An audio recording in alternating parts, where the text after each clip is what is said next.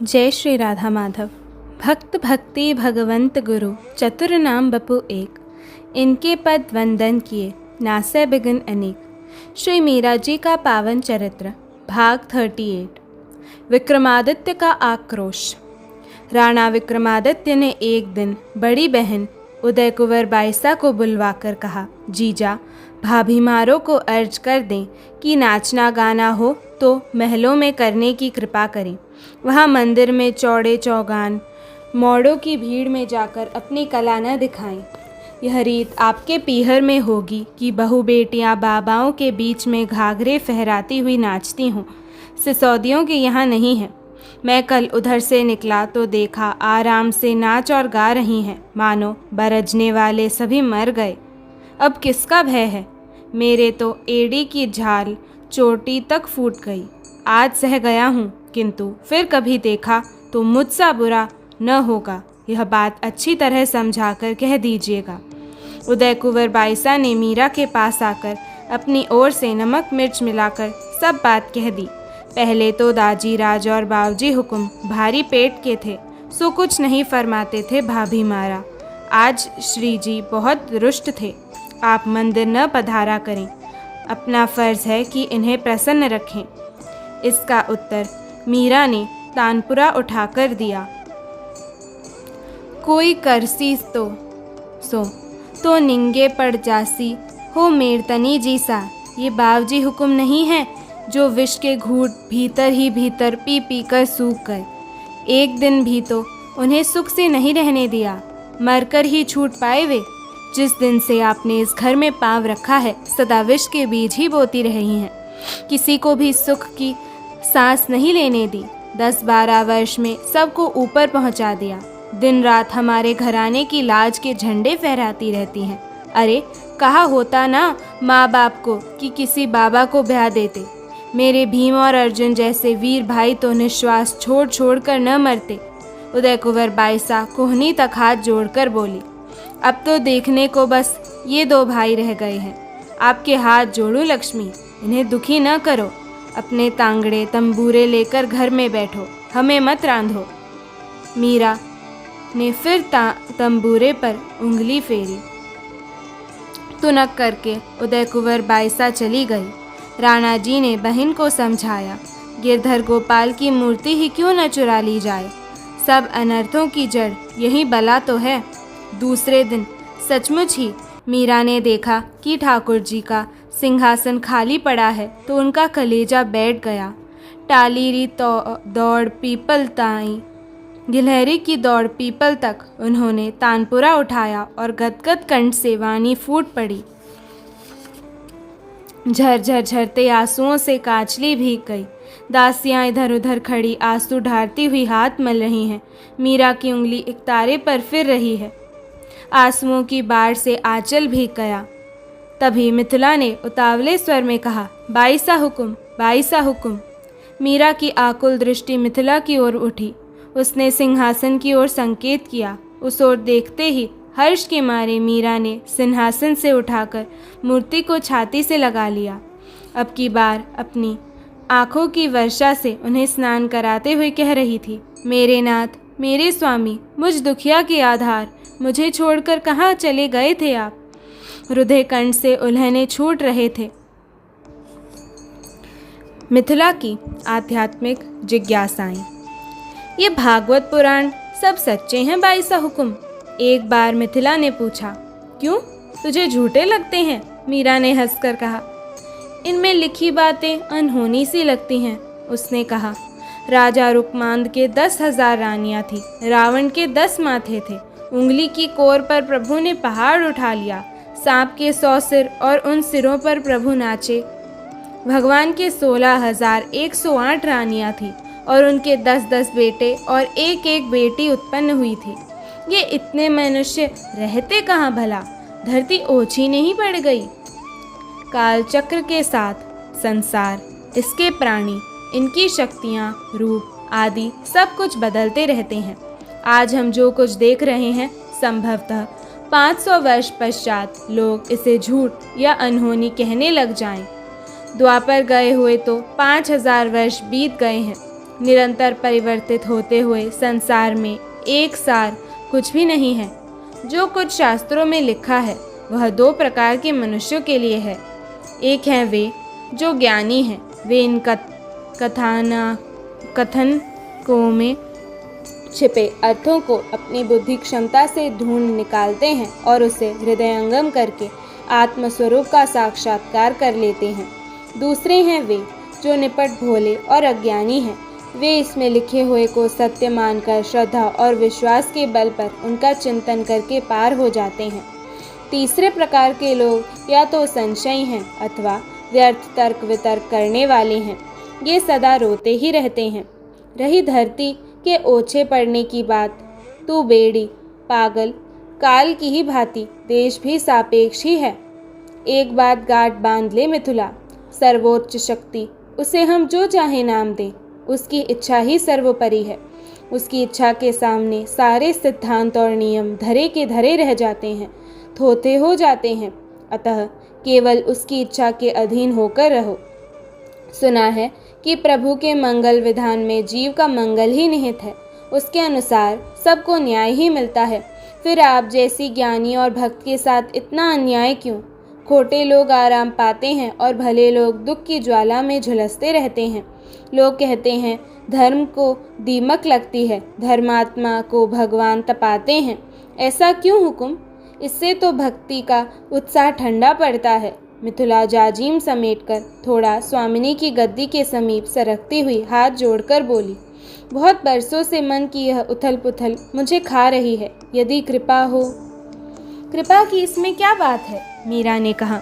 जो सचमुच जानना चाहता है उसे न बताना जानने वाले के लिए दोष है, और जो केवल अपनी बात श्रेष्ठ रखने के लिए तर्क वितर्क अथवा कुतर्क करे उसे बताना भी दोष है। हाँ, उनके विधान में जीव का उसी प्रकार मंगल है जिस प्रकार माँ के हर व्यवहार में बालक का मंगल निहित है। वह बालक को खिलाती पिलाती सुलाती अथवा मारती है तो उसके भले के लिए ही। उसी प्रकार ईश्वर भी जीव का मंगल ही करता है। पर हुकुम, आपने तो कभी किसी का बुरा नहीं किया, फिर क्यों दुख उठाने पड़े? बता तो, चौमासे में बोई फसल कब काटी जाती है? मीरा ने हंसकर पूछा। आश्विन कार्तिक में, और कार्तिक मंगसीर में बोई हुई को चैत्र बैशाख में। फिर कर्मों की खेती तुरंत कैसे पक जाएगी? वह भी इस जन्म का कर्मफल अगले जन्म में मिलेगा। कोई कोई प्रबल कर्म अवश्य तुरंत फलदायी होते हैं, किंतु हुकुम, अगले जन्म तक तो किसी को याद ही नहीं रहता। इसी कारण मनुष्य अपने दुख के लिए दूसरे लोगों को अथवा ईश्वर को दोषी ठहराने लगता है। हाथों हाथ कर्म का फल मिल जाए तो शिक्षा भी मिले और मनमुटाव भी कम हो जाए। यह भूल न होती मिथुला, तो अपने कर्मों का बोझ उठाए मनुष्य कैसे जी पाता? यदि हाथों हाथ कर्मफल मिल जाए तो उसे प्रायश्चित करने का अवसर कब मिलेगा? उसके विधान में सजा नहीं सुधार है मिथुला।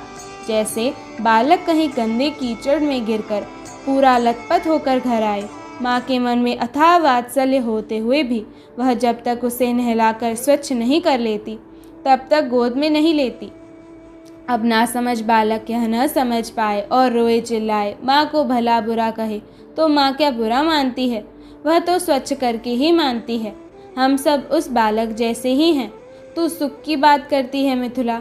मुझे तो अपनी इस 23 वर्ष की आयु में कहीं भी संसार के किसी स्थान में सुख दिखाई नहीं दिया। सुख और आनंद जुड़वा भाई हैं। इनकी मुखाकृति तो एक सी है, पर स्वभाव एक दूसरे से विपरीत है। मानव ढूंढता तो है आनंद को, किंतु मुख साम्य के कारण सुख को ही आनंद जानकर अपना लेता है। इस प्रकार आनंद की खोज उसे जन्म जन्मांतर तक भटकाए फिरती है। इनके स्वभाव में क्या विपरीतता है? मिथुला ने पूछा। आनंद सदा एक सा रहता है, इसमें घटना बढ़ना नहीं, किंतु सुख मिलने के साथ ही घटना आरंभ हो जाता है। इस प्रकार मनुष्य की खोज पूरी नहीं होती। सारी आयु वह सुखी होने के लिए हड़काए कुत्ते की भांति दौड़ता रहता है। जैसे कुंवारा व्यक्ति सोचता है कि विवाहित व्यक्ति बड़े सुखी हैं, विवाह के पश्चात वह सोचता है कि बच्चे होने पर सुख मिलेगा, बच्चे होने पर उनको बड़ा देखने का, फिर उनका विवाह, फिर पोते पोती, आह, अंत में वही शून्य हो जाता है। पर सुखी होने का सपना पूरा नहीं हो पाता। एक बात और सुन, इस सुख का एक मित्र भी है और ये दोनों मित्र एक ही स्वभाव के हैं। उसका नाम है दुख। दुख भी सुख के समान ही मिलते ही घटने लग जाता है। अतः यदि सुख आएगा तो उसका हाथ थामे दुख भी चला आएगा। आनंद की कोई पहचान है? उसका ठौर ठिकाना कैसे ज्ञात होगा कि पाने का प्रयत्न किया जाए? पहचान तो यही है कि वह एक सार है, वह ईश्वर का रूप है। ईश्वर स्वयं आनंद स्वरूप है। जैसे सुख के साथ दुख आता है, उसी प्रकार आनंद से ईश्वर की प्रतीति होती है। इसे पाने के बाद यह खोज समाप्त हो जाती है। अब रही ठौर ठिकाने की बात, वह गुरु और संतों की कृपा से प्राप्त होता है। उसके लिए सत्संग आवश्यक है। संत जो कहें उसे सुनना, गुनना और करना आवश्यक है। दुख का मूल सुख ही है, नहीं और हाँ भी। दुख और सुख दोनों का मूल इच्छा है और इच्छा का मूल मोह है। जैसे ही एक इच्छा पूरी हुई कि उसी की कोख से 10 इच्छाएं मुख निकालकर झांकने लगी। सबसे बड़ी बात यह है कि मनुष्य दूसरे को सुखी समझता है और स्वयं को दुखी। वह सोचता है कि उसके पास जो कुछ है वह मेरे पास नहीं है। वह उस वस्तु को प्राप्त करने के लिए दौड़ा पड़ता है। निसंशय सुख यहाँ किसी को प्राप्त है ही नहीं। हमें जो दिखाई देता है वही सच नहीं है। हर मनुष्य अपने से आगे वाले को देखता है और वहाँ पहुँचने के लिए दौड़ता है, और वह उससे आगे वाले को। इस प्रकार यह अंधी दौड़ कभी समाप्त नहीं होती। इसका नाम तृष्णा है, यह कभी मरती नहीं। अब हम आनंद की बात करें। जैसे हमें दूसरे सुखी दुख दिखाई देते हैं पर वे सुखी हैं नहीं, उसी प्रकार आनंद प्राप्त करने वाले दुखी दिखाई पड़ते हैं पर वे दुखी हैं ही नहीं। हम सब जानते हैं कि प्रहलाद को उनके पिता ने पहाड़ से गिराया, समुद्र में डुबाया। तनिक सोच तो, पहाड़ के नीचे से उठकर या समुद्र से निकलकर वे सीधे सीधे घर क्यों चले आते थे? कोई दूसरी दिशा उन्हें दिखाई नहीं देती थी? क्यों वे दुख पाने के लिए रह रह करके पिता की दृष्टि के सामने चले आते थे? इसलिए कि उनके लिए घर और वन समान था। उनके हृदय में आनंद जैसी निधि समाई हुई थी। उनके हृदय में आनंद जैसी निधि समाई हुई थी। उन्हें दुख क्या होता है यह लगता ही न था। वे पिता को अपनी निधि दिखाना चाहते थे, समझाना चाहते थे। वे चाहते थे कि जो उन्हें मिला वह सबको मिले, किंतु सुख के दीवानों को फुर्सत कहाँ देखने सुनने की। बाईसा हुकुम, एक बात फरमाइए, क्या भक्त धर्मात्मा और भले लोग पिछले जन्म में दुष्कर्म ही करके आए हैं कि वर्तमान में दुख पाना उनका भाग्य बन गया, और सभी खोटे लोग पिछले जन्म में धर्मायती थे कि इस जन्म में मनमानी करते हुए पिछले कर्मों के बल पर मौज कर रहे हैं? अरे नहीं, ऐसा नहीं होता। शुभ, अशुभ और मिश्रित इस प्रकार के कर्म करने वाले ये 3 भांति के मनुष्य होते हैं। इनमें जो मिश्रित कर्म करने वालों की संख्या ही अधिक है। इतने पर भी वे पापी केवल पाप ही नहीं करते, जान अनजान में किसी न किसी तरह कुछ न कुछ पुण्य वे करते ही हैं। इसी प्रकार पुण्यात्मा के द्वारा भी कोई न कोई पाप हो ही जाता है। तुमने देखा होगा मिथुला, माता पिता अपनी संतान में तनिक सी खोट भी सह नहीं पाते हैं। यदि 2 बालक खेलते हुए लड़ पड़ें तो माँ बाप अपने ही बच्चे को डांटते हैं कि तू उसके साथ खेलने क्यों गया। ठीक वैसे ही प्रभु अपने भक्त में तनिक सी कालिख भी नहीं देख सह पाते। जब प्रारब्ध बनने का समय आता है तो भक्त के संचित कर्मों में से ढूंढ ढूंढ करके बुरे कर्म फलों का समावेश किया जाता है कि शीघ्र से शीघ्र यह सब समाप्त हो जाए और वह प्रभु चरणों में पहुंच जाए। पापियों पर दया करके शुभ कर्मों का फल प्रारब्ध भोग में समावेशित किया जाता है कि किसी प्रकार यह सत्संग पाकर सुधर जाए। भक्त के पास तो भगवान नाम रूपी चिंतामणि है, जिसके बल से वह कठिन दुख और विपत्तियों को सह जाता है। फिर प्रभु की दृष्टि उस पर से जरा भी हटती नहीं है। यही कारण है कि भक्त सज्जन दुखी और दुर्जन सुखी दिखाई देते हैं। जगत में इतने लालच हैं बाईसा हुकुम, मनुष्य का मन विचलित न हो यह असंभव प्राय है। यदि भक्त नामक जीव अशेष दुख उठाकर कभी लालच की शिला पर फिसल पड़ा तो बेचारा दोनों से गया, मिथुला ने कहा, और दूसरी दासियों ने भी मुस्कराकर सिर झुका लिया। यदि इस पथ का पथिक विचलित होकर संसार के प्रलोभनों की शिला पर फिसल भी जाए, तब भी उसी जीवन में ऐसे कई प्रसंग उपस्थित हो जाते हैं कि वह संभल जाए। यदि नहीं संभले तो अगला जन्म लेने पर जहाँ से उसने साधना छोड़ी थी वहीं से आगे चल पड़ेगा। उसके आराध्य बार बार फिसलने का खतरा उपस्थित नहीं होने देंगे। अपने भक्त की संभाल वे स्वयं करते हैं। मिथुला, दुखों की सृष्टि मनुष्य को उजाला करने के लिए हुई है।